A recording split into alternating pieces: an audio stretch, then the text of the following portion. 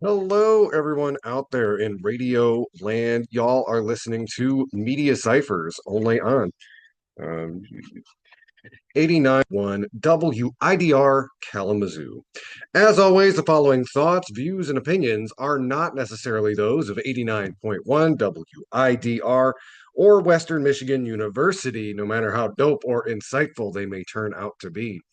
Well, if you're a longtime listener, we've been gone for a few weeks. That was not by design or really planned out, but just to explain a few things about that. So we had 3 weeks ago, I had jury duty, which ended up getting canceled at the last minute. So there was that. And then the week after that, I was out of town. I was on vacation for my birthday. And I was really excited to get back to the swing of things last week, but I ended up catching a nasty head cold at some point during my trip. And I basically sounded like this last Tuesday. So instead of doing a live episode, I played back a lecture from um, dearly departed Marxist historian Michael Parenti, The Yellow Tape. So if you were tuning in last week, you at least got to enjoy that. But I'm sorry. This was definitely an odd time to take a 3 week break from the show. I mean, it's been a very uneventful month. There's not too much going on, other than potentially World War III. But yeah, which that's interesting. That's a whole discussion altogether, whether that is accurate or hyperbole. And typically, there's no like legal threshold for what a world war is, but I would say just by looking across the world, we are perilously closer to World War III than I think we even ever were during the Cold War. Um, and I was out of town when all happened, so we've got some catching up to do. There's of course been because Iran has been our unprovoked attack on Iran has really been eating up a lot of coverage and media coverage. There's also stories that have kind of slipped underneath the headlines we also would like to talk about while we're on the show today, as well as things going on right here in our backyard in the state of Michigan. So I did want to start though. I think I might be joined by my co-host later. I have not no confirmation yet, but hopefully they can because I know we've got a lot to talk about.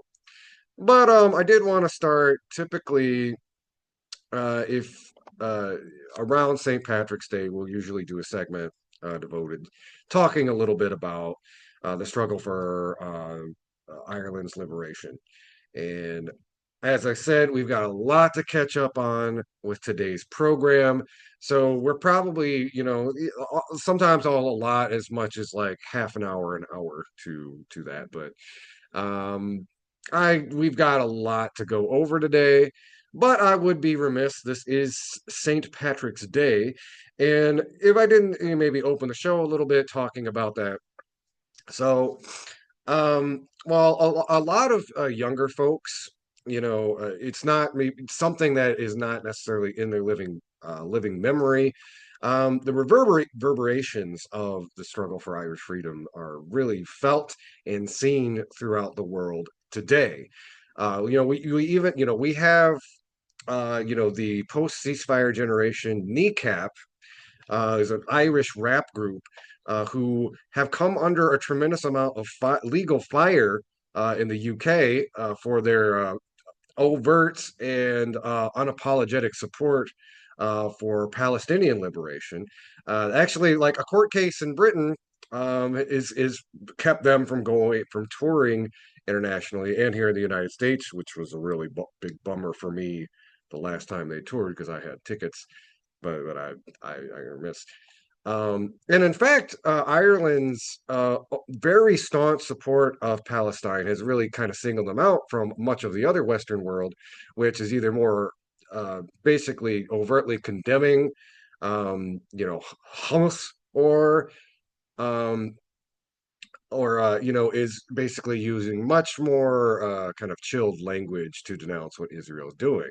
Ireland, to their immense credit, has pointed to their history of colonization and oppression and have made stark parallels between what is going on in Palestine and what happened to the people of Ireland for centuries under British colonial rule. Um, so right now I'm reading a book about the famine, and I should have brought it with me today, but I didn't. I will list that and several other reading recommendations in the show notes if this is a subject that you're interested in.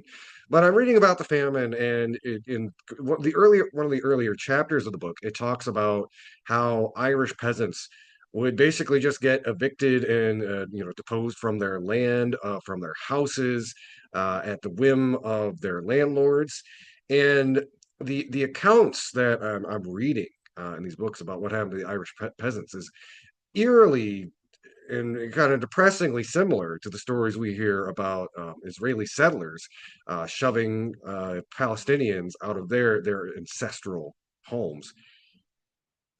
And I do think again the Irish struggle for liberation is still very relevant today, not only in how the legacy of the way that the people of Ireland were kind of used as a colonial laboratory for Britain, and those tools of colonization are still with us today, be it the weaponization of hunger in the Gaza Strip or in Cuba, as we are seeing right now, or in some of the brutality we are seeing.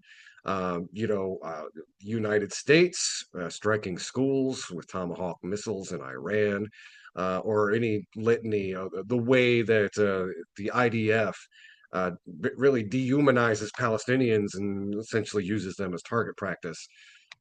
Again, the siege of Gaza has one of the highest child and infant mortality rates in recorded history for a war of its kind. So it's important too because I think like a lot of times these resistance struggles can seem kind of abstract to Westerners, and I think because Ireland has kind of it's got a closer proximity culturally to what we had, here in the United States. And there is that kind of commingling, again, a lot of the Irish diaspora had to leave due to the famine, which was, kind of exacerbated by British colonialism. So even a lot of Americans have like a living memory of this, unless, of course, there are a lot of Americans who just, move, Irish people move here and then their descendants become reactionaries and they vote for Donald Trump or something. White slavery was a thing. Anyway, anyway, um, I always point to this around this time of year because I think there's some important lessons that can be learned from the Irish struggle for liberation, and we'll list a bunch of good material in the show notes. Um, and it's like learn your history, learn the reason for the season. Read a little bit or listen to one of there's some great podcasts from Revolutionary Left Radio, the Dig Guerrilla History about the history of the IRA and like the Irish liberation struggle. Check at least one of those out today before you go get sloshed on your Guinness or your whiskey or your PBR with the green food coloring in it. So with that, I did actually want to read a little bit. This is, if you're not familiar, James Connolly, who is kind of seen as an analog to Vladimir Lenin in Irish history. He's a much lauded revolutionary. He was one of the main organizers of the Easter Rising, which took place in 1916, which was an attempt to kind of, actually it's coming up, 110th anniversary is coming up. But they basically took over the General Post Office, and it was the intent was to kind of lead to a much larger revolutionary insurrection that could wrest control of Ireland away from Britain. And while that particular battle was lost, and James Connolly was executed by the British state, that in the aftermath, it led to a much broader struggle, and at least a good portion of Ireland was liberated and turned into the Irish Republic. Now, again, there's a much more longer and more complicated version of that history that's in some of the reading and podcast recommendations I would implore you to read. But I want to read very briefly. This is from the James Connolly Reader. Um, and This is one of his most famous essays. It's called "Socialism and Nationalism," and of course, James Connolly was an overt like Marxist socialist. Sometimes even in like Irish history, this gets sanitized a bit. They don't really talk much in the way that we don't talk about the more radical elements of Martin Luther King here in the States. I heard a good that was a good comparison. I was talking to an Irish comrade a few years ago while I was on holiday. But anyway, this is a really short essay I'm going to read from real quick. This is James Connolly and their essay "Socialism and Nationalism." In Ireland at the present time, there are at work a variety of agencies seeking to preserve the national sentiment in the hearts of the people. These agencies, whether Irish language movements, literary societies, or commemoration committees, are undoubtedly doing a work of lasting benefit to the country in helping to save from extinction the precious racial and national history, language, and characteristics of our people. Nevertheless, there is a danger that by too strict an adherence to their present methods of propaganda and consequent neglect of vital living issues, they may only succeed in stereotyping our historical studies into a worship of the past, or crystallizing nationalism into a tradition, glorious and heroic indeed, but still only a tradition. Now, traditions may, and frequently do, provide materials for a glorious martyrdom, but can never be strong enough to ride the storm of a successful revolution. If the national movement of our day is not merely to reenact the old sad tragedies of our past history, it must show itself capable of rising to the exigencies of the moment. It must demonstrate to the people of Ireland that our nationalism is not merely a morbid idealizing of the past, but is also capable of formulating a distinct and definite answer to the problems of the present, sorry, and a political and economic creed capable of adjustment to the wants of the future. This concrete political and social ideal will best be supplied, I believe, by the frank acceptance on the part of all earnest nationalists of the Republic as their goal. Not a republic as in France, where a capitalist monarchy with an elective head parodies the constitutional abortions of England, and an open alliance with the Muscovite despotism brazenly flaunts its apostasy to the traditions of the revolution. Not a republic as in the United States, where the power of the purse has established a new tyranny under the forms of freedom, where 100 years after the defeat of the last British redcoat polluted the streets of Boston, British landlords and financiers impose upon American citizens a servitude compared with which the tax of pre-revolution days was a mere trifle. I say Mr. Connolly is spitting here, is it? No, the republic I would wish our fellow countrymen to set before them as their ideal should be of such character that the mere mention of its name would at all times serve as a beacon light to the oppressed of every land, at all times holding forth promise of freedom and plenteousness as the reward of their efforts on its behalf. To the tenant farmer, ground between landlordism on the one hand and American competition on the other, as between the upper and the nether millstone, to the wage workers in the towns suffering from the exactions of the slave driving capitalist, to the agricultural laborer, toiling away his life for a wage barely sufficient to keep body and soul together. In fact, to every one of these toiling millions upon whose misery the outwardly splendid fabric of our modern civilization is reared, the Irish Republic might be made a word to conjure with, a rallying point for the disaffected, a haven for the oppressed, a point of departure for the socialist, enthusiastic in the cause of human freedom.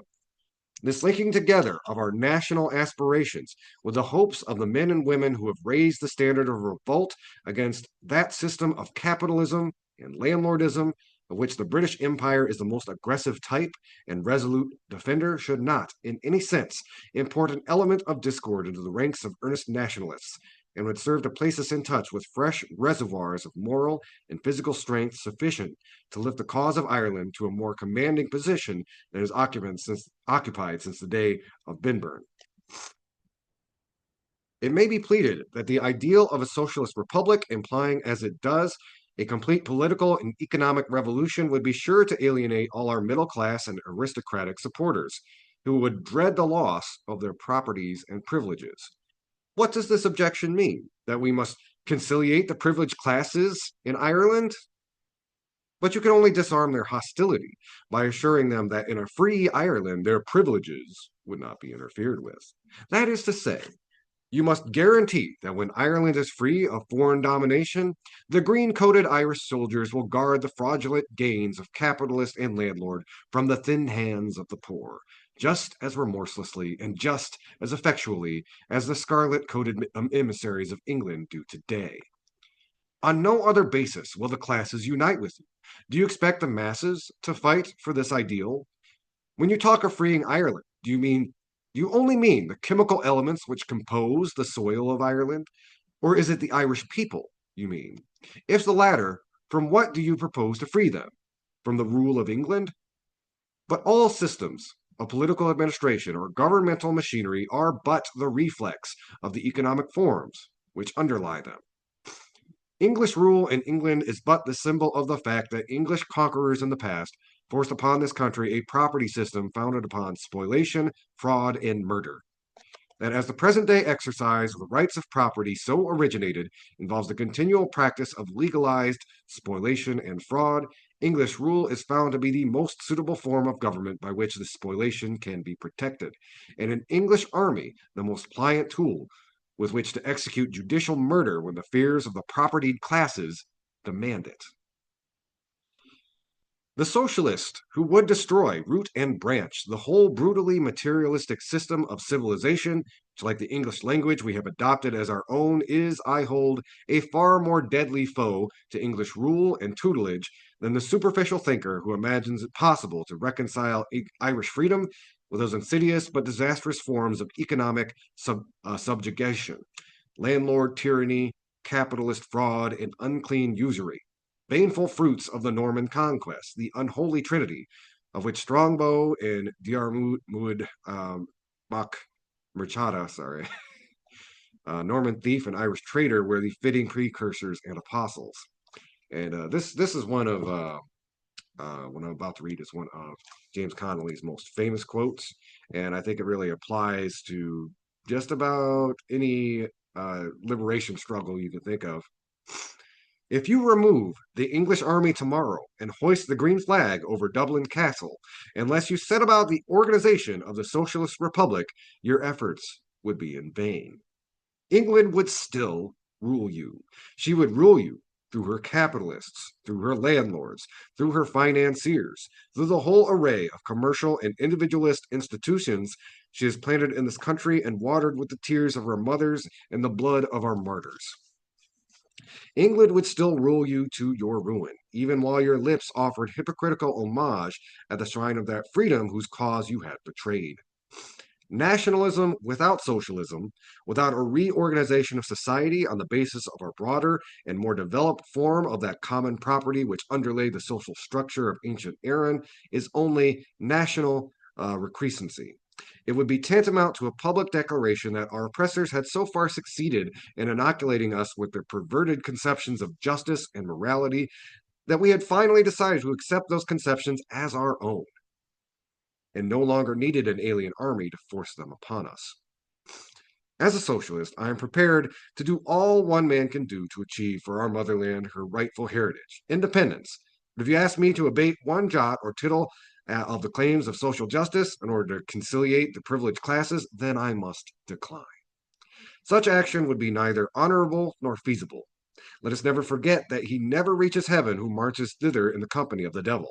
Let us openly proclaim our faith. The logic of events is with us. That was Irish revolutionary James Connolly with his essay, Socialism and Nationalism. Food for thought for you go about today and, maybe have a pint and some corned beef or, whatever it is you're going to do. We're going to take a quick little break. Y'all are listening to Media Cyphers only on 89.1 WIDR or online at widerfm.org. You can also find us online at Media Cyphers on Facebook, YouTube, and the Media Cyphers Kalamazoo podcast you can find on most podcasting apps. Keep your dial locked. This is Media Cyphers, your source for political revolution.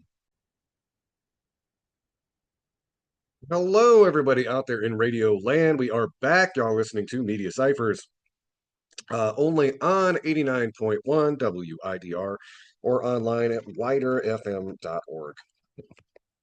The next thing I want to talk about, this is another really big event that happened while I was gone. I was out. This actually happened while I was out of town, but I'm sure this is not new news to everybody listening. But the devastating weather that just happened down in the Three Rivers, Union City area. We extend our show. We extend our sincerest condolences to everyone who's lost their lives during the storm, which also caused millions and millions of dollars in property damage. Has really affected the lives of many working people here in Southwest Michigan.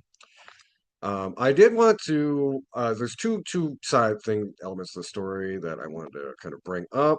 One, this is the more political side of it, and this is something I was looking into earlier today. So both Alyssa Slotkin and um, no, don't. Okay, Michigan senators. All right, I'm supposed to be like the big political expert, but like, I don't think I could ever do cable, cable news or something because sometimes I'll just have really obvious brain farts that would make me look like an absolute idiot on air. It's Gary Peters. Gary Peters is the other senator. Hopefully, next year we're gonna have a progressive senator. We'll see, but yeah, Gary Peters and Alyssa Slotkin have actually they are launching an investigation into why that particular area of Michigan did not get any tornado watch before it got a tornado warning. And to their credit, they're trying to connect the dots between, especially some of the reckless Doge cuts that happened early on in the administration, particularly to the National Weather Service, and the lack of warning that happened here in Michigan. A spokesperson from NWS did say it had less to do with staffing issues and more to do with just the quickness in which the storm cell formed. Obviously, this kind of open case at the moment, but it certainly would not surprise me because we have seen this play out in a very similar fashion. When other big weather events have happened around the country, we are seeing more fatalities because people aren't getting as much warning because in those areas they do not have a lot of their weather staff has been laid off because of all of these federal cuts. Which you might think to yourself, well, that's ridiculous. Like, why would I mean, rich people can get hurt by a tornado just as much as a poor person, but I mean, no, not necessarily. And it's part of this again. It's in the 2025 playbook. It's to make these institutions of the state so ineffectual that the private sector can step in and be like, here's a solution, and then after that you got to pay your 29.99 monthly weather subscription so that you can be warned about tornadoes, and maybe Amazon owns the tornado siren. That sounds really dystopian, but I mean, go back 10 years and describe the world we're living in now to your younger self, and they'd probably call it like cartoonishly dystopian where we're currently living. So, yeah, Donald Trump actually becomes president. Oh man, that's not even like that's just the tip of the iceberg. Anyway, uh, so they are at least looking into it and see if it was a result of the failure of that again, a product of austerity. I do know one of the things that we've reported on in the past, which could play a role in this disaster, in the aftermath of this disaster, when the tornadoes hit Portage a few years ago. The federal funding was very, very slow to get into the hands of Portage residents. And I want to really, you know, point make a point here to something a lot of people have been saying about the Iran debacle. We've spent billions and billions and billions of dollars in just the few couple of weeks since the president decided to bomb Iran, and that is enough money to like hundreds of times over get the money to say the people of Portage or the money that the people of Three Rivers are going to need for this disaster. But again, this is what this is what the end of empire looks like. And by the way, this is very funny. I started with like, oh yeah, a couple Michigan senators looking to investigate. Now I'm just like, capitalism's on its last leg, dog. And I, by the way, don't I should never say that. That's jinxing it. Capitalism is like a slasher movie villain. Just when you think it's dead, it rises up out of the ground. And it's got a machete. Anyway, um, what I'm connecting the dots on that with is there's this famous quote. I can't remember. I'm kind of going to paraphrase it, but it's the Romans did not realize that their empire was collapsing until a nearby bridge boat broke and no one came to fix it. And we're starting to see that play out in America's infrastructure. All of our money is going to the military, to ICE, and to like billionaire handouts. There's no money to warn you about the weather. There's no money to fix your bridges. There's no money to fix your roads. There's no money to give you health care. We would much rather kill a bunch of innocent people in Iran for no good reason, really. It's a switch. We'll talk more about Iran later on, but again, it, there's it is just ghastly to see all of our tax money being used to do this while we have these needs at home created by weather events that are also kind of a result of climate change if we're going to be really real right here.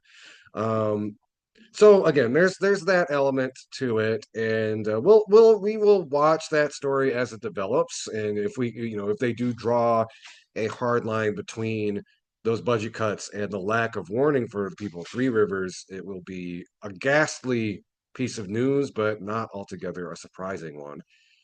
But on the brighter side, I did want to talk a little bit about what fruit community solidarity can.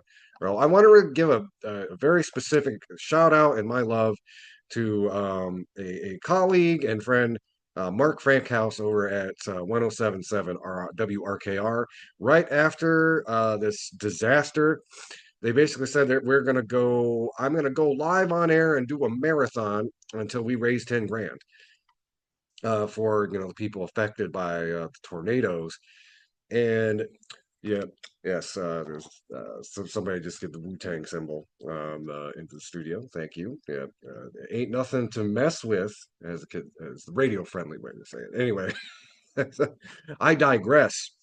Um, so they ended up raising the money by that afternoon. It was almost like about an 8-hour workday. Um, and then Mark decided to raise the bar to 15,000. More donations started to come in, and in total, uh, they raised about $20,030. That's going to go to the United Way and be divided up to those who really need assistance. So again, really our hats off and kudos to Mark Frankhouse and all the other folks over at WRKR for using their platform to help support our community. Thank you, thank you, thank you. All right, we're going to take a quick break. Y'all are listening to Media Cyphers only on 89.1 WIDR or online at widerfm.org. You can also find us online at Media Cyphers on Facebook, YouTube, and the Media Cyphers Kalamazoo podcast, which you can find on most podcasting apps. Keep your dial locked. This is Media Cyphers, your source for political revolution.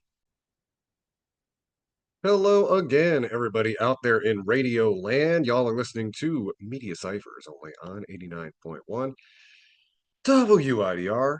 We're online at widerfm.org. I'm gonna talk about some news from uh, over in the Romulus area. We they are There's some folks organizing out there as part to kind of stand up against the potential building or allocation of an ICE detention center in that area. This is written by Ben Solis. It was published earlier today, actually. Coalition Fighting ICE Detention Center opening in Romulus says its movement is gaining steam. A group of community and immigrant rights activists, faith leaders, and environmental justice advocates are continuing to ramp up opposition to proposed ICE emergency or ICE agency detention center set to open in Romulus, known as the Coalition to Shut. Sorry, that was a run. Coalition to Shut the Camps. The group has been a regular presence outside the proposed facility located at 7525 Cogswell Street, holding demonstrations every Saturday afternoon since ICE's intentions with the former warehouse became known in mid-February. On Monday, the group held yet another demonstration amid below freezing temperatures to voice their concerns with ICE, calling for the facility to be shut down before it even opens. The group also highlighted its recent submission of demands to local public officials in hopes to slow down the administrative approvals needed to greenlight the facility and to inject a healthy dose of transparency into the process. 5 letters seeking full transparency and rigorous technical and environmental reviews before any public agency, regulated utility takes action to facilitate the proposed center were sent to the Great Lakes Water Authority, Wayne County, the City of Romulus, DTE Energy, and the Michigan Department of Environment, Great Lakes, and Energy. They each demanded that the public agencies and institutions, which have authority over water, sewer, drainage, and other administrative actions tied to the facility, not move forward through closed door meetings. We formed this coalition just like 2.5 weeks ago, and we are making a statement loud and clear, said Heather Miller, the coalition's chair. This is something we're going to fight for. We are joining the people of Romulus to say we are not going to allow a concentration camp to be built in our neighborhood. Specifically, the coalition is calling for the public release of engineering studies, utility submittals, permit applications, and agency correspondence related to the proposed facility, and for the public institutions involved in the project to disclose its actual design, occupancy assumptions, and infrastructure demands. The coalition also wants public meetings and comment opportunities before any service commitments, permits, or major administrative decisions are made.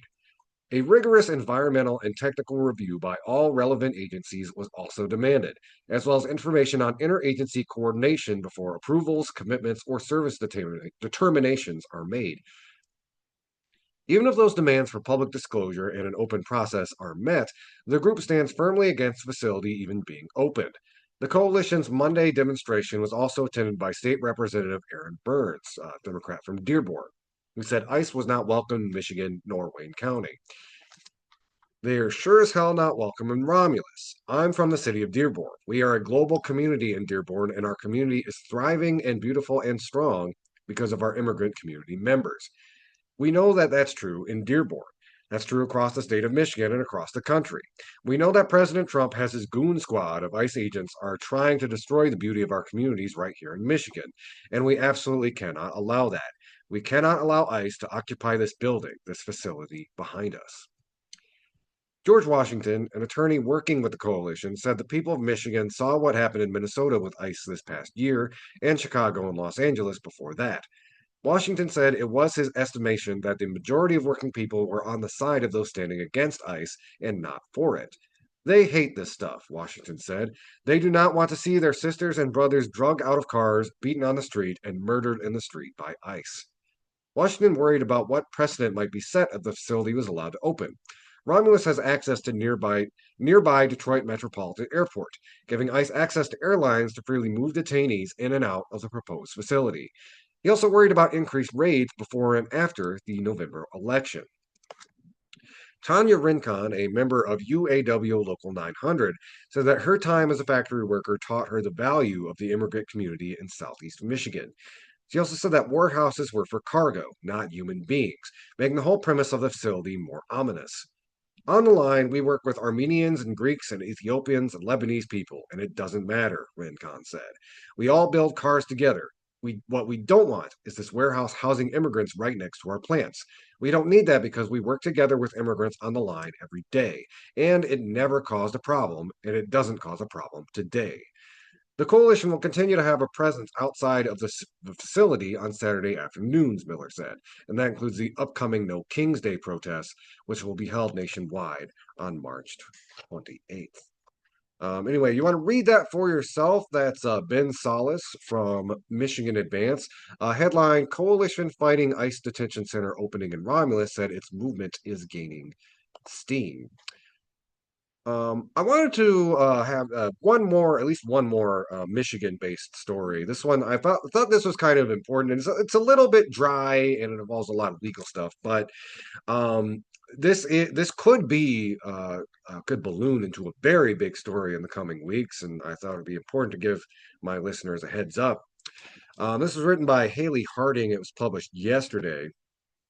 Michigan voter roll fight may be the first to land at the Supreme Court. Michigan was one of several states that refused to share its voter rolls with the federal government. Now it might be the most likely to have to defend that decision in higher courts, potentially even the U.S. Supreme Court. The Justice Department has several appeals underway involving states that declined to share their voter rolls and initially prevailed in federal courts. Legal experts say the department may be seeking a ruling from the nation's highest court before the November midterm elections. And Michigan's case, because it is moving through a faster appellate circuit, could reach it first. In Michigan, the DOJ filed an appeal within 2 days of the order appearing on the docket, compared to much slower responses to other states, said Derek Klinger, senior counsel with the State Democracy Research Initiative at the University of Wisconsin Law School. There's certainly evidence that they're pushing the Michigan case the most. The Sixth Circuit Court of Appeals this week partially granted the DOJ's request for an expedited briefing schedule in the government's appeal of the Michigan voter roll case. The case won't move quite as fast as the DOJ requested, but briefs will be due toward the end of the month and in mid April. This is just the latest legal battle after the DOJ sued Michigan and a number of other states in September over their refusal to share unredacted versions of their voter rolls, which, by the way, is illegal. States are supposed to deal with elections according to the Constitution. Just to let you know where we're at as the country. Anyway, in Michigan, the state shared the information already publicly available, but declined to include personal identifying information such as social security numbers. In its arguments, Michigan said it would violate several federal and state statutes by turning over the full data set. I also, just a point of commentary with this, there's not only the fear that the federal government could use this to manipulate elections. I should also remind you that, in particular, our current administration, their data security is garbage. It is, Doge. The Doge gremlins at the very start were going in and copying people's social security numbers into like unauthorized hard drives.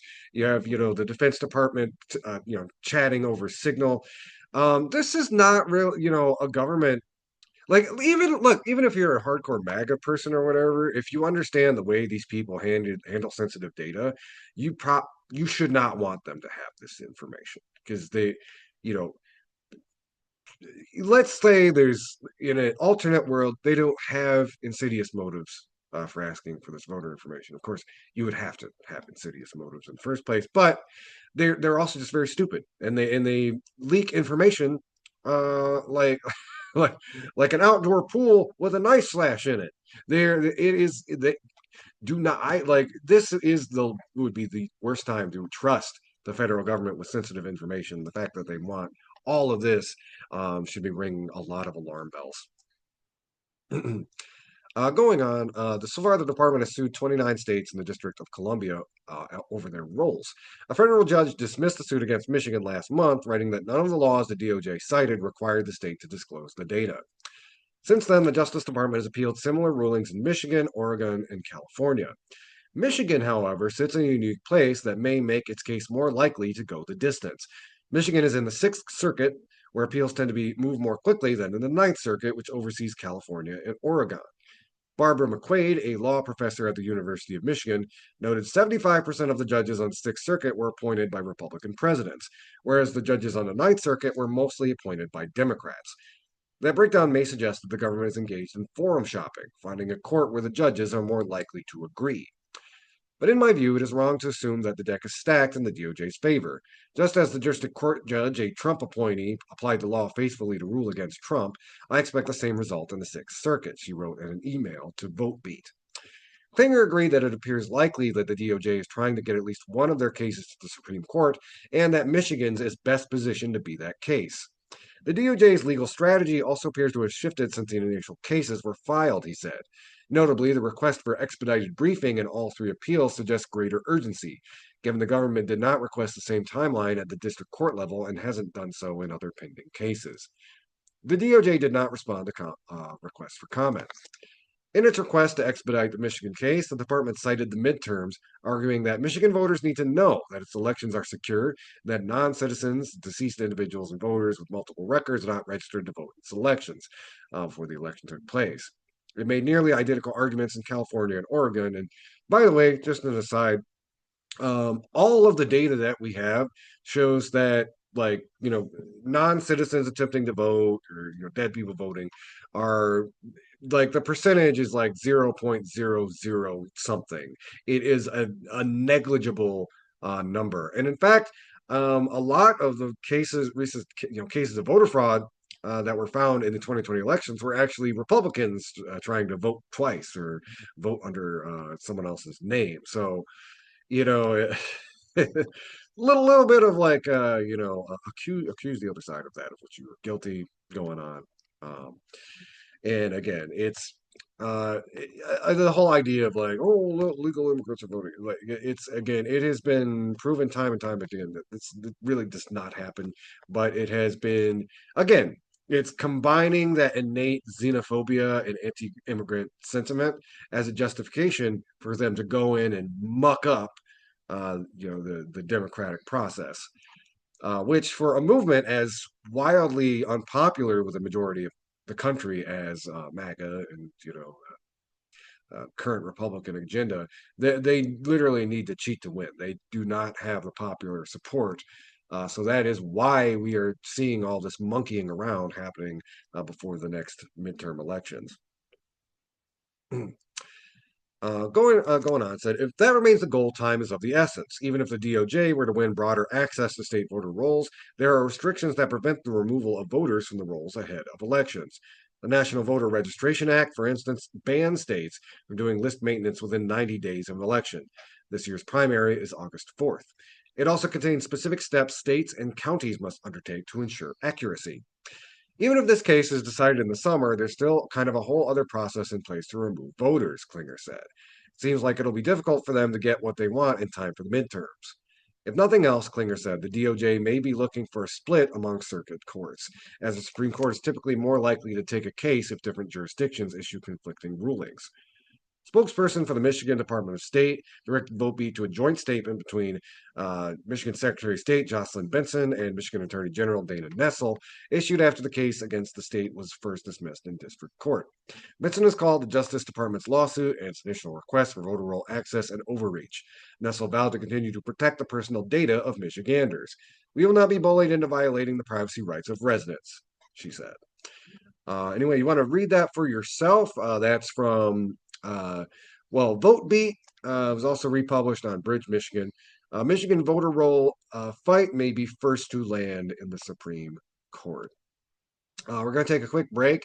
Y'all are listening to Media Cyphers only on 89.1 WIDR or online at widerfm.org.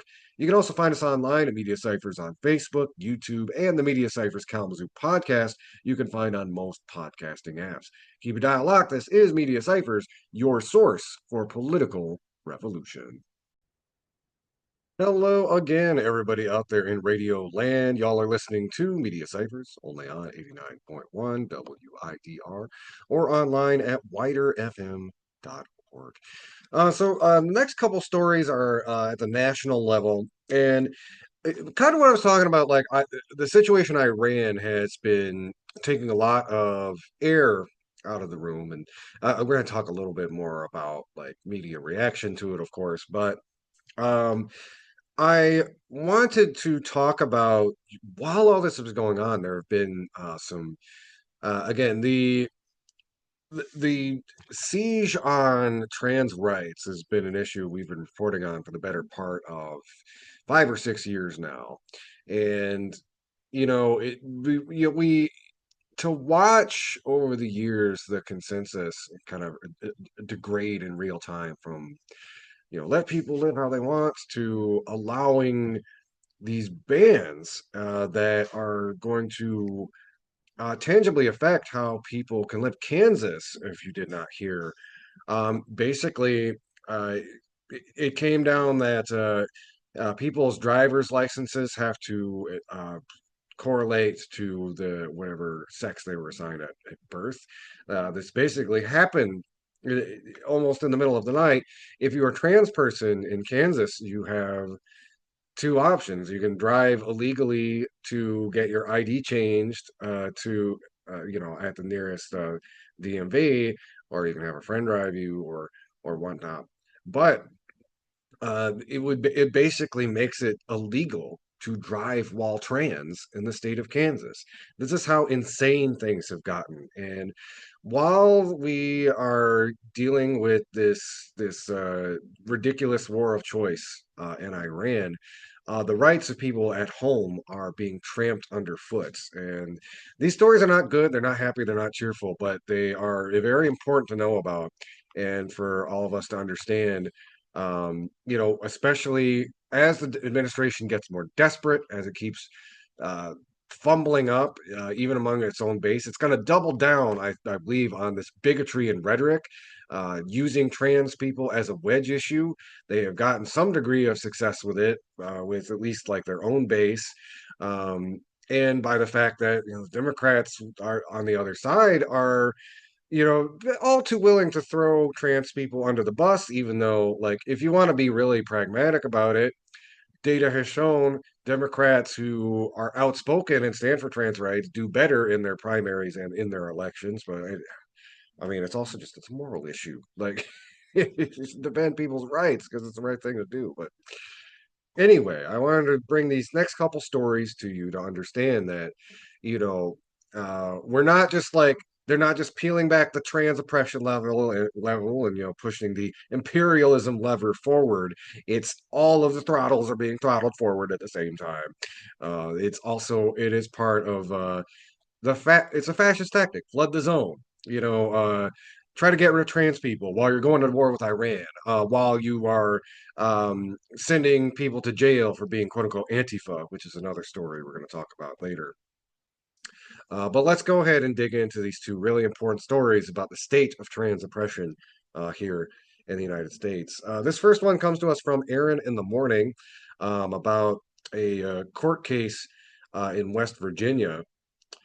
This is from Aaron Reed. Fourth Circuit rules that states can compel trans adults to appreciate their sex via care bans. An all Republican, mostly Trump appointed panel on the Fourth Circuit Court of Appeals ruled that states can exclude gender affirming surgery from Medicaid coverage, allowing West Virginia's exclusion to return to full effect.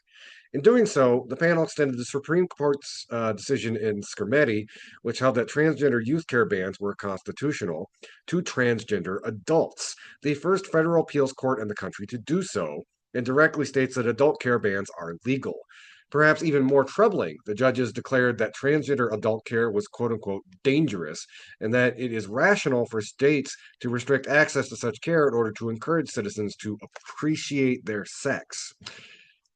The verbiage in that is like, oh yeah, you need to appreciate your sex. I thought we had the first minute. I can appreciate whatever I like. Is that yeah? I'm non-binary. Some of you may know. I was like, I appreciate that I can look hot looking like a lumberjack or a drag performer. So yeah, that's what I appreciate about my sex. And if the government does not appreciate that, they can appreciate my butthole. Anyway, going on. Um, Perhaps even more troubling, the judges. The ruling effectively reversed a previous en banc decision by the same circuit and established precedent for a wave of new laws targeting transgender adults.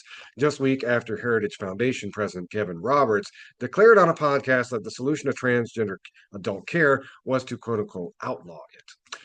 It is not irrational for a legislature to forego Medicaid coverage of arguably ineffective and dangerous procedures and allocate its limited resources to covering other treatments.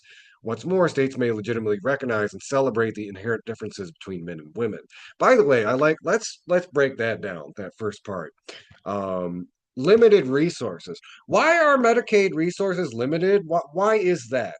What was it the big beautiful bill that made that happen? Was it the fact that we are, you know, robbing money from that to fund ICE and to fund this ridiculous war of choice with Iran and the Middle East? Is again, this is artificial. It is art. It is you create the austerity and then you cite the austerity as it's a way to deflect and say like, well, okay, maybe you don't agree with us suppressing trans people, but all of these transit operations are expensive. Maybe if we do it, maybe little Timmy can't go to the dentist. Little Timmy could go to the dentist if we didn't just spend billions of dollars blowing up schools in Iran. That's anywhere. I digress. The court also took a significant step towards ruling that laws targeting transgender adult care would be constitutional. In a footnote, the court states, while Skermeti involves sex change treatments for minors, disagreement among experts about the efficacy and necessity of transgender surgeries extends to treatment of gender dysphoria in adults. The claim is contradicted by the medical literature.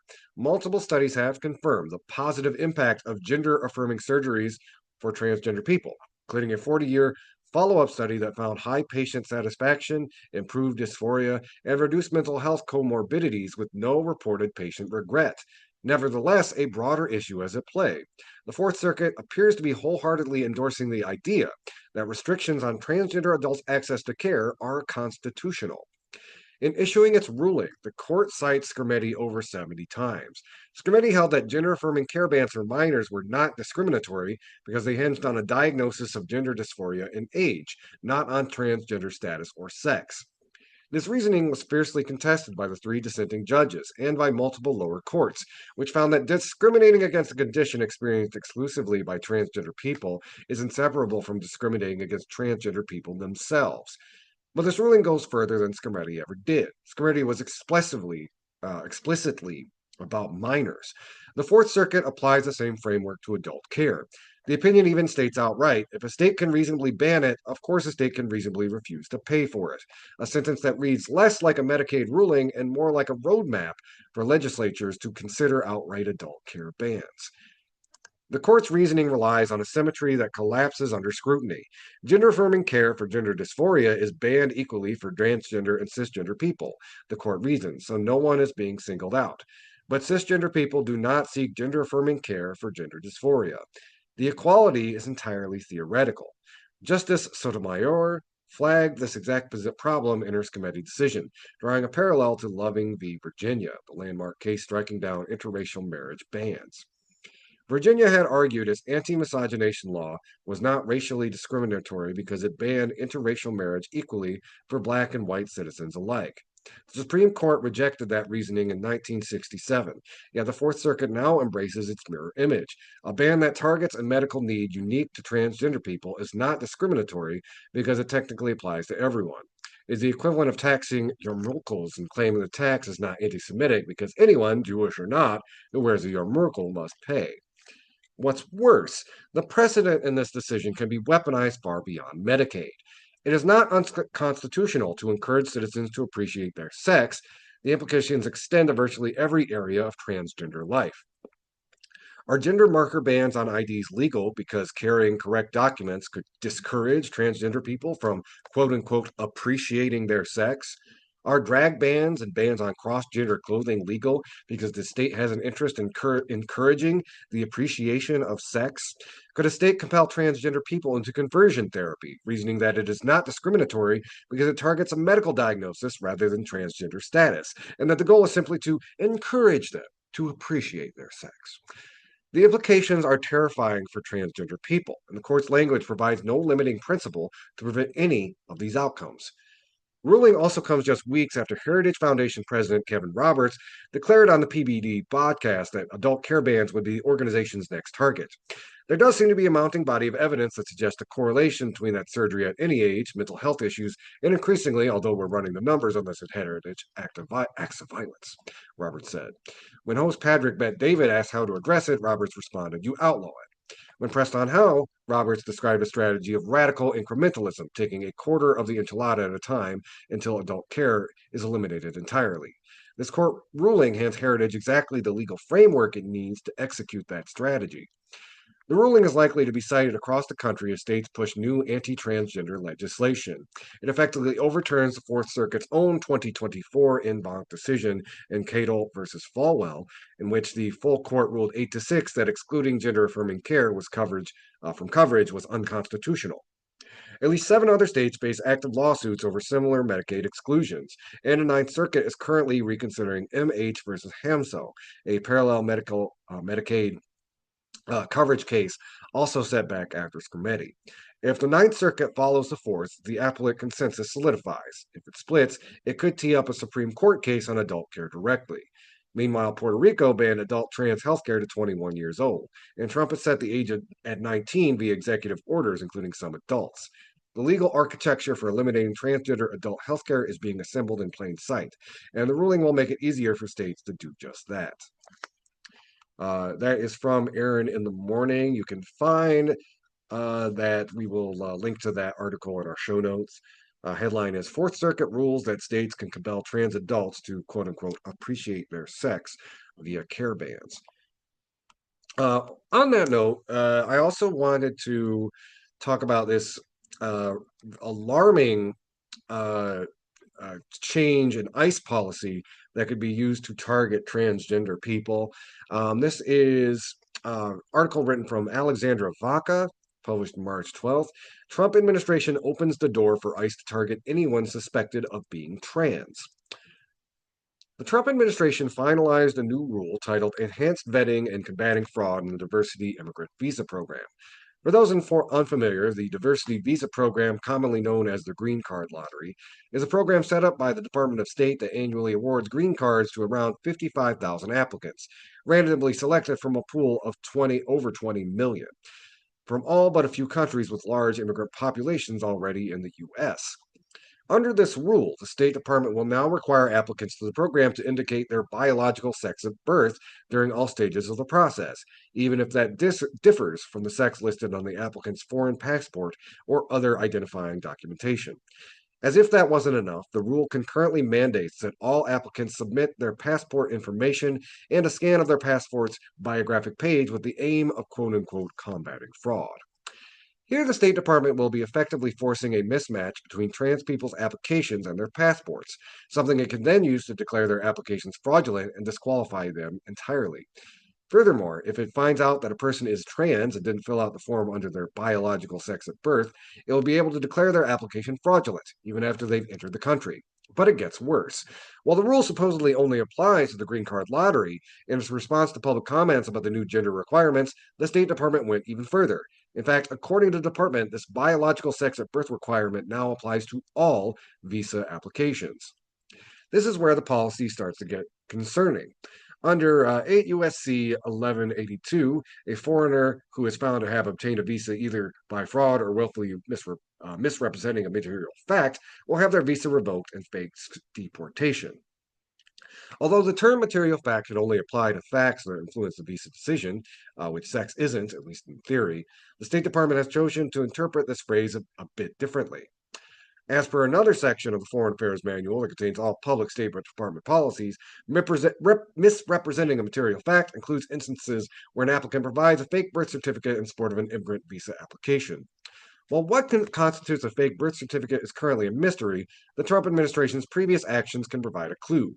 Already, Trump has directed the federal government to not recognize legally issued birth certificates in 2 cases: birthright citizenship and trans people. For the former, Trump issued Executive Order 14160, stipulating that birth certificates issued by states, which states have sole jurisdiction over, to children of undocumented immigrants or tourists will not be recognized. When it comes to trans people, State Department does not recognize any gender marker amendments on birth certificates, even for foreign births, when issuing passports. As these examples show, Trump refusing to recognize trans immigrants' birth certificates isn't just within the realm of possibility, it's something he's done before. Furthermore, the Trump administration has explicitly designated misrepresentation of sex as grounds for ineligibility in some circumstances. According to State Department guidance released shortly after Trump signed the executive order targeting trans athletes in February 2025, trans people's visas will be denied if they are traveling to the United States for an athletic competition. Given that this has been enforced for over a year despite no constitutional or legal basis of any kind, it stands to reason that the Trump administration will be able to expand it fairly easily. Worse, even for green card holders, these accusations of misrepresentation can be brought up to 5 years after they were first granted permanent residence in the United States. If the Attorney General or an immigration judge finds out that an immigrant did indeed misrepresent themselves, their status will be revoked, and they will likely face deportation. Moreover, these same grounds can be used to initiate denaturalization proceedings against naturalized citizens, but the burden of proof is higher in those cases. And this isn't even the biggest threat. ICE is. In general, ICE agents have significant leeway to assert that any person could potentially be an immigrant and search them. The factors that lead ICE to make that conclusion involve traits they claim are disproportionately prevalent among migrants, most notably their race, language, and workplace. Last year, the Supreme Court ruled that ICE officers could utilize racial profiling as well as other factors in order to conduct immigration stops. According to Kavanaugh's concurrence in that decision, the rationale extends to any reasonable suspicion bound on specific articulable facts that a person being questioned is an alien illegally in the United States.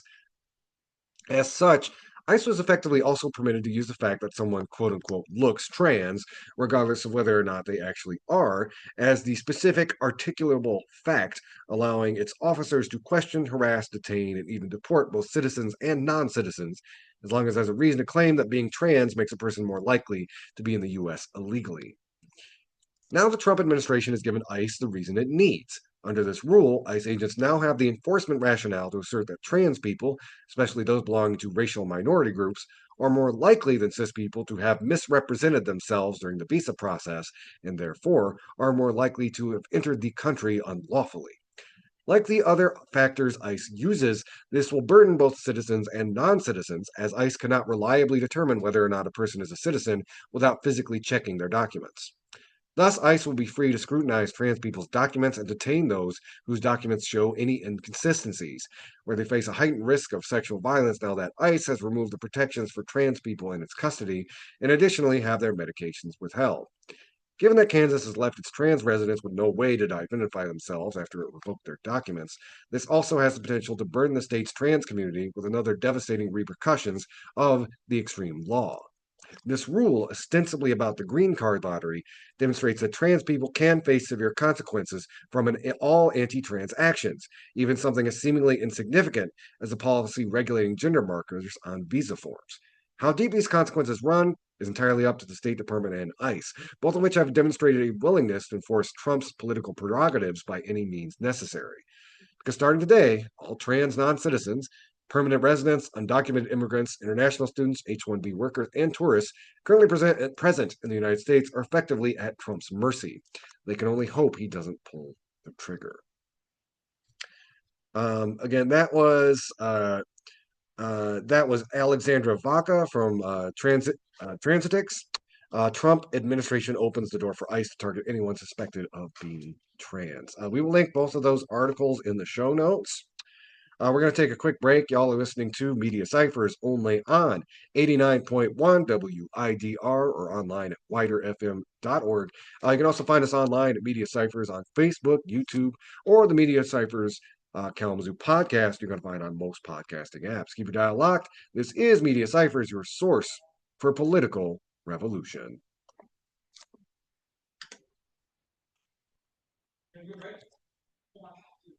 Hello there in radio land. Y'all are listening to Media Cyphers only on 89.1 WIDR or online at widerfm.org. I want to talk a little bit about this legal decision that just came down in northern Texas. It's a lot. It's been a lot. You might have heard about it on national news. Is the very like infamous Antifa case, and it is kind of bad news for all of us on the left. This was kind of seen as a basically a big systems test about whether government malarkey about Antifa could actually lead to prosecutions, and it is worth saying that in instances like this, where the government has put forth some very dubious legal claims about people it's targeted, they were eventually struck down just because they were so poorly made. Unfortunately, the dynamics of this case, because there was some actual like property destruction involved, and there was an exchange of gunfire between one of the protesters and a police officer. It basically there were certain aspects to the case that were prosecutable. However, if you paid any attention to this case, the government has tried to make a big to do about this being like a terrorism case, designating Antifa as a domestic terrorist organization. As we've mentioned many times on the show, Antifa is not an organization, it is an idea. Antifa is an abbreviation of anti-fascism. If you are against fascism, you are Antifa. And the fact that our current government is declaring anti-fascists as enemies of the state should maybe tell you a little bit about the kind of people running the current U.S. government.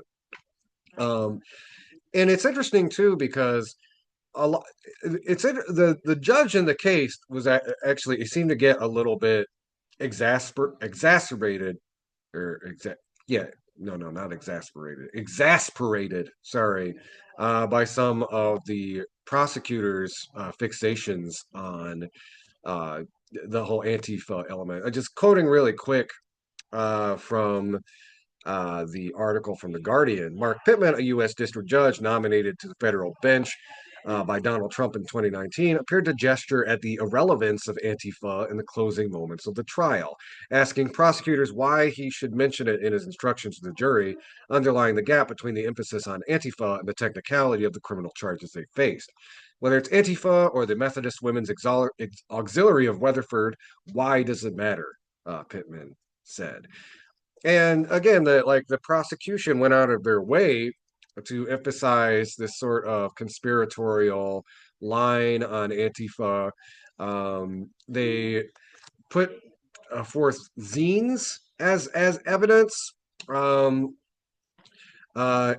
including one that was an essay about hereditary and midsummer, um, which was titled "The Satanic Death Cult is Real." Of course, the actual contents of it was basically like film analysis, which is about that sounds like it's like one of the most apolitical sounding zines I've ever heard of. I mean, many of the zines that I've read, or back in the day, are a little bit more radical than that. They also displayed anti-Trump stickers seized from one of the defendants that said "Make America Not Exist Again," and a pamphlet from the Socialist Rifle Association that showed someone putting a swastika into a garbage can. Oh man, that's real radical that you'd want to throw a Nazi symbol in the trash. God, what kind of world are we living in, folks? Anyway, I'd say that like there's kind of good news and bad news. Here's the bad news. These people were prosecuted. They were prosecuted under riot charges. Um, when I mean, the fundamental argument can be made that there was like just one individual involved in the shootout, um, and not the entire group. It was not the entire group's intention to, start a gunfight with the federal government.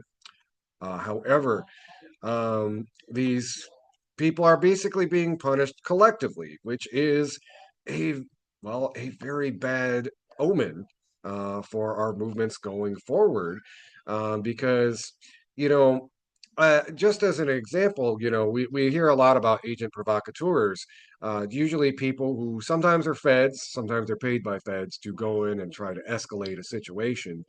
And I could easily see the precedents in this case being used to basically, plant some people in nonviolent protests and start, raising a ruckus.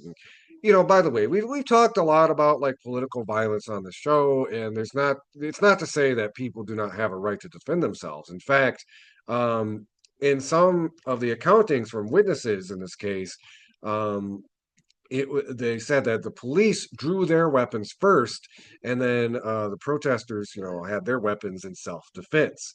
And that also goes to show if you have apparently the temerity or audacity to defend yourself, exercise your Second Amendment right. I guess somebody who happens to be a federal agent, you are still going to be you're going to be looking at prison time. That's what the government is basically telling you. Um, so I really recommend folks look at the dimensions of this case, what specific charges were made, um, because some of the people in the case brought fireworks. They were able to kind of make some hay of that. It is also worth mentioning that the venue of this particular court case might have had something to do with it. They may have been for a more conservative jury that was more predisposed to believe various myths about violent, radical Antifa uh, activists and that sort of thing. It would be curious to see if you could replicate this type of verdict in a more metropolitan area like Kalamazoo, Chicago, Minneapolis, etc. But it is a bad legal precedent, especially for some of the people involved who literally ended up getting charged for things like just transporting zines. And for anybody who's been involved in political movements over the last 10 years, like this is pretty like boilerplate stuff. Organizations spread literature trying to make that illegal or make that so you are like in conspiracy to terrorism is a huge legal escalation on the part of the federal government. And while on glass half full, they were not able to make this like a um, uh, I they weren't able to tie this as closely into the rhetoric about Antifa as I think they would have hoped. It is still a bad sign. And it is also shows how our movements can be drained legally. These folks are, I imagine, are going to go to appeal. They may win, they may not, but it is a huge drain on movement resources to have our people jailed. Um, and I think it's also important to understand that like this does mean this is a tangible escalation from the federal government. They are looking into like what you post online, what kind of activities you take place in. I tell my listeners, be careful because something you post online might end up in court someday. I'd say behave online as if there is an FBI agent watching and reading everything you post. So um, stay within the params of legality. But even if you do, if you're in connection with somebody who say committed a crime, and they might try to throw you in anyway. By the way, the guy who did get charged with zines that was dismissed. So our justice system works at least a little bit, I guess. But yeah, we are looking at people who are going to jail who for essentially taking part in a peaceful protest and being associated with like one individual who assaulted a federal officer. And that I think is the real scary thing about this because it is a bad precedent, and it remains to be seen. It could be used in other situations and scenarios around the country. So again, I would recommend my listeners like uh, take read that article. We'll post it, and we've got a couple articles about it. We'll post in the show notes. But this is some alarming stuff, and it's a definite escalation from the federal government. Getting back to some of those bad McCarthy style days, man. It's it's not yeah. It's getting nervous out here, but it's also worth noting, like, this is why it's important to protect one another at protests and why, you know, I do feel it's important, that people remain peaceful, but, um, try, such, creating situations where you're trying to get arrested. I do wonder about the utility of that in these kind of situations. Not that these folks were.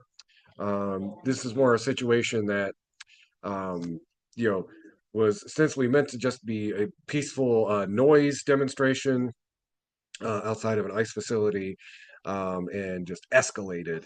But yeah, it is a nerve wracking escalation, and we will follow this story as it continues to develop. We're going to take a quick little break and come back. I guess I'm going to have to say a couple things about what's going on in Iran.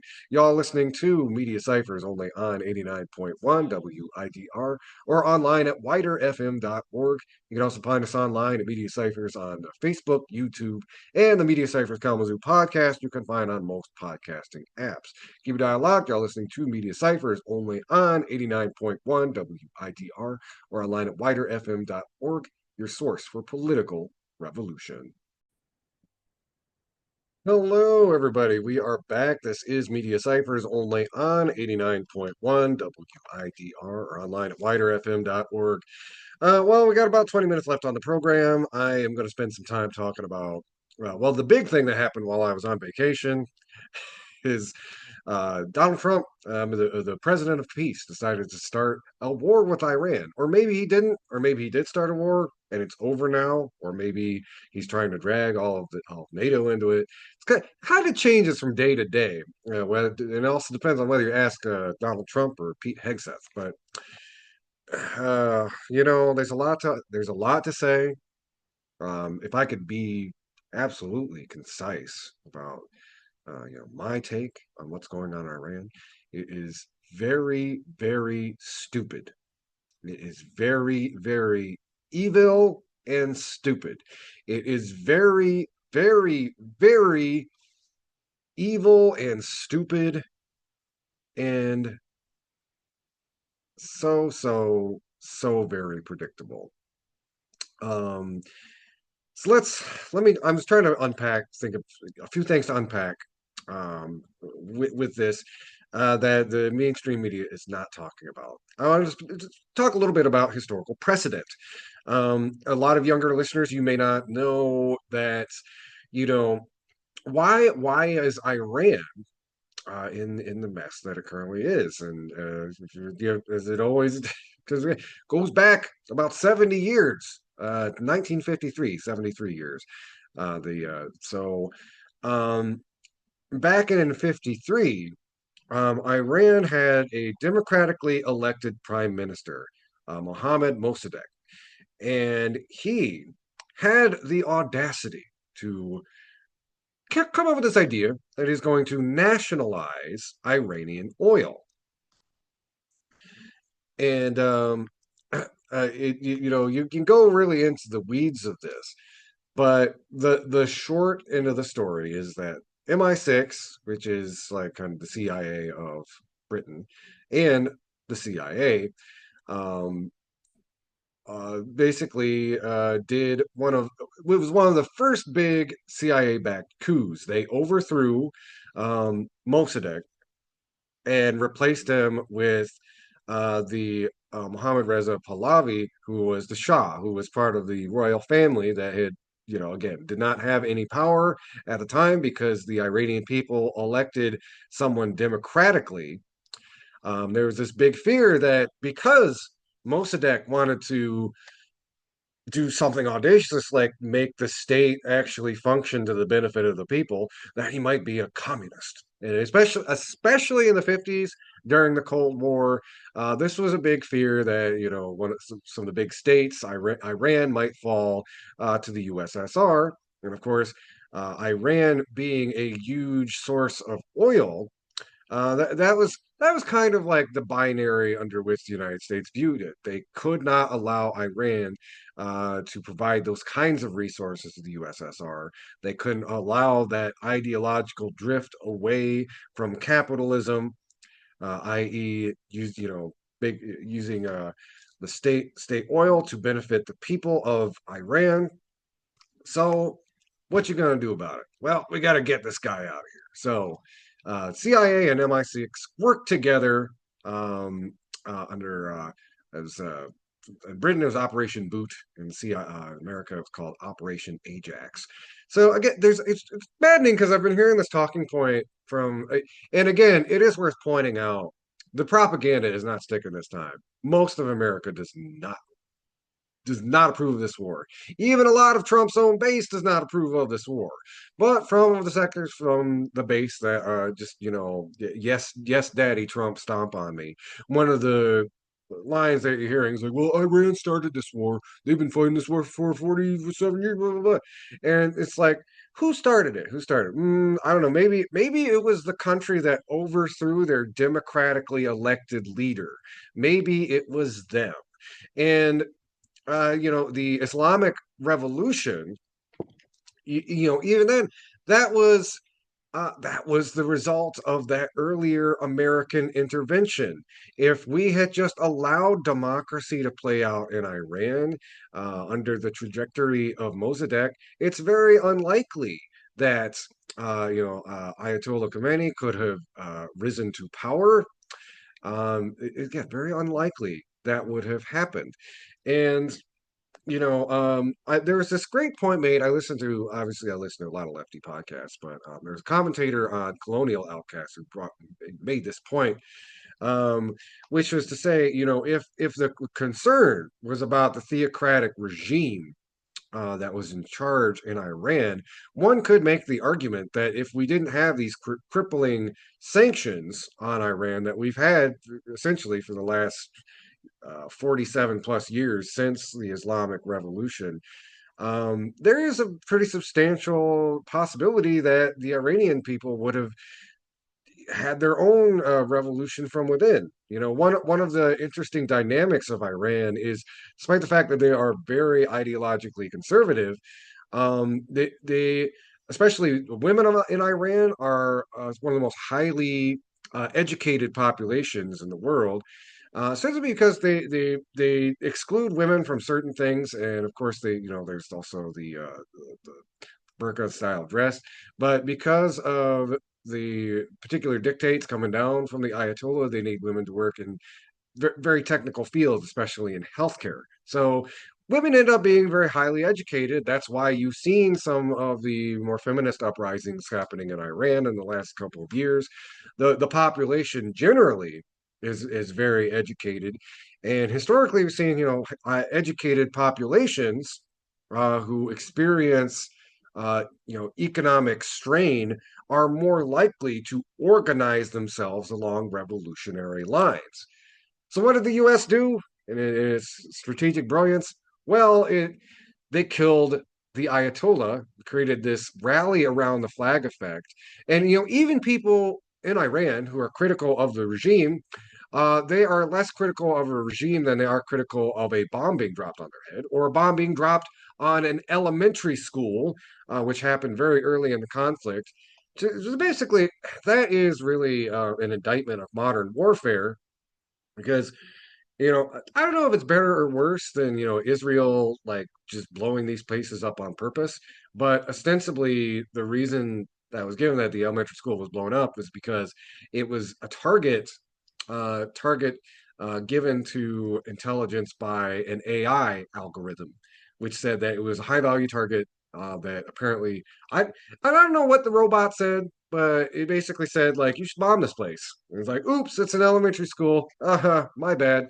JK. This is why we should not use this kind of technology in national defense. But Pete Hegseth is trying to bully AI companies into integrating it even more into the US military without safeguards, speeding it up so that, again, we've been very critical on our show since it started about the disgusting amount of like civilian casualties created by these US interventions by implementing these AI technologies that just aren't there yet. It is only going to make this problem significantly worse. So yeah, you had a population that's highly educated that I really think left to its own devices and not given crippling sanctions could have developed out of the Islamic theocracy its own way. But no, Trump had to rally everyone around the flag, and now the people of Iran are pointed against, again, the U.S. government. And Iran is basically saying no more Mr. Nice Guy. They've been in a situation many times in the last several years where they've seen the United States and Israel use negotiation as a stalling tactic to kind of regroup so that they can attack Iran again. So the President Trump, is in a mess of a situation. Like I said from the beginning, very, very evil and very, very stupid. This man thought he could just, you know, get the Ayatollah, and then it would just unfold similarly like what happened in Venezuela. That obviously was not going to. If you know anything about Iran, you knew that was not going to be the case. And now Iran is in a strategic position where they need to cause harm to the US and Israel and their allies in the region in order to create a deterrence. They have tried to negotiate and it got them nowhere. So now we are basically going to feel, you're about to witness the strength of some street knowledge out of Tehran because they are blocking off the Strait of Hormuz, which is going to just skyrocket prices for commodities around the world. And if also, again, the Ayatollah has been replaced not by somebody who would moderate the government. And in fact, the US government actually bombed some opposition leaders who could have took Iran in, well, again, like the Mossadegh thing. These guys, these seem like a little too socialist to me. Can't be them. So I don't know if the US thought they were just going to replace the Ayatollah with the Shah again. That was never going to fly, never in a million years. And it's because the U.S. the administration of the U.S. had their heads up the butts of a very conservative Iranian diaspora who wanted the Shah back, but who do not reflect the majority opinion of people of Iran, whether they support the Islamic Republic or are critics of the Islamic Republic. Neither of those groups want the Shah to come back. So folks, hold on to your butts because this is going to be. If you lived through the Iraq War and you remember like those $6 a gallon gas prices, we're going to be seeing. You're already starting to see it. It's $4 a gallon the other day, and like that's not to say. Look, our pain at the pump is incomparable to the hundreds of families in Iran who have lost loved ones, have lost children, who have had acid rain down upon them because our government blew up an oil it was an oil, what's the word, not dispensary, but an oil plant near Tehran, a civilian population. It's probably going to cause a city of 10 million people. Basically we're all victims of a chemical biological warfare attack courtesy of your and I as tax dollars.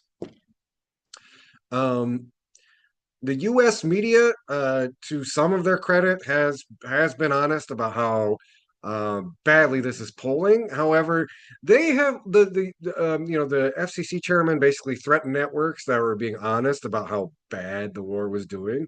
There's been some resistance to that, but there's been a lot of muted conversations. It was like, well, it's not going great for the Iranians, and but there's also a recognition from some in the media that the administration doesn't have a plan. They thought they were just going to shoot this guy, get a regime change, and wash my hands of it.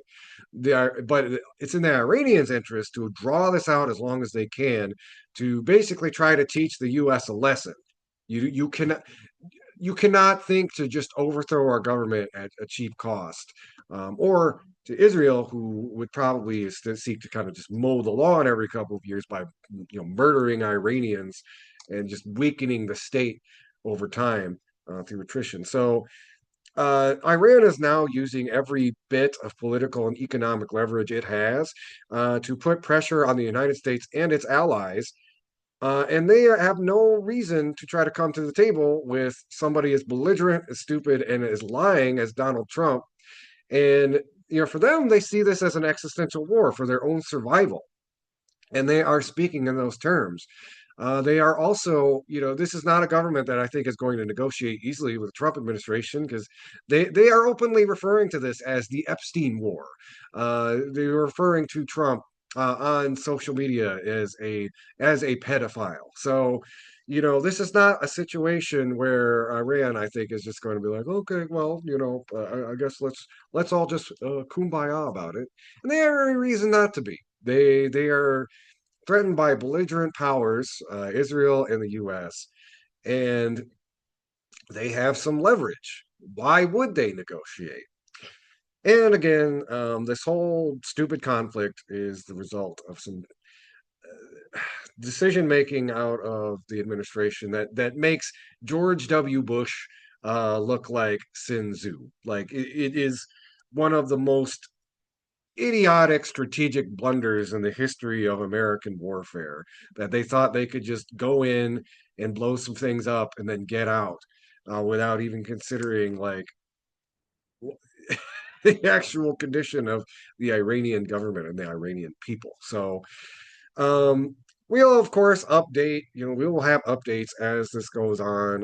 One of the more interesting things I think um, was there has been discussion. The State Department put out a warning that Iran might be targeting the West Coast, and Iran's chief security chief. Uh, Sorry, their security chief, uh, Larijani, was quoted as saying, I've heard that the remaining members of Epstein's network have devised a conspiracy to create an incident similar to 9/11 and blame Iran for it. Iran fundamentally opposes such terrorist schemes and has no war with the American people. We are defending our country against an aggression launched by the U.S. and Israel. Iran stands tall in doing so in order to teach the aggressors a lesson. So what's really interesting about this is they're kind of getting in front of the idea of the U.S. Or Israel doing some sort of false flag to get American citizens behind this war, because Iran. They understand that this is a deeply unpopular war inside the United States. It would actually be against their interest to really try to directly antagonize or attack U.S. civilians. But it's interesting. It's strategic. It's very clever. I think even if Iran did attack a civilian area, there would be a lot of kernels of doubt of whether it was actually Iran or the U.S. government doing one of these false flags. It's a clever way the Iranian government to kind of use the United States and its conspiracy culture against itself.